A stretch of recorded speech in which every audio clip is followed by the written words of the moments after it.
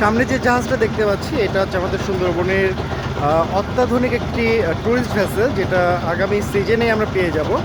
এবং এই tourist vessel বর্তমানে যে আলাস্কা জাহাজ আছে তার থেকে অনেক উন্নত মানের একটা ট্যুরিস্ট ভেসেল হবে।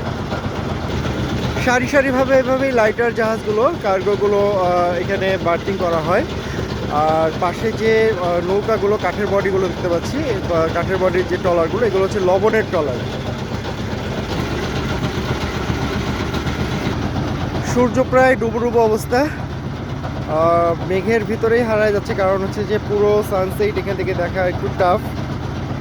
আর নৌকাগুলো হচ্ছে জেলখানা ঘাটের এপার থেকে, শহর পাড় থেকে ওপারে শ্যানের বাজারের পাড়ে হচ্ছে যাতায়াত করে। যার মানে হচ্ছে এখান থেকে আপনারা যেতে পারবেন হচ্ছে তেরোখাদা, নড়াইল, গোপালগঞ্জেও যাওয়া যাবে ভিতরের রাস্তা দিয়ে।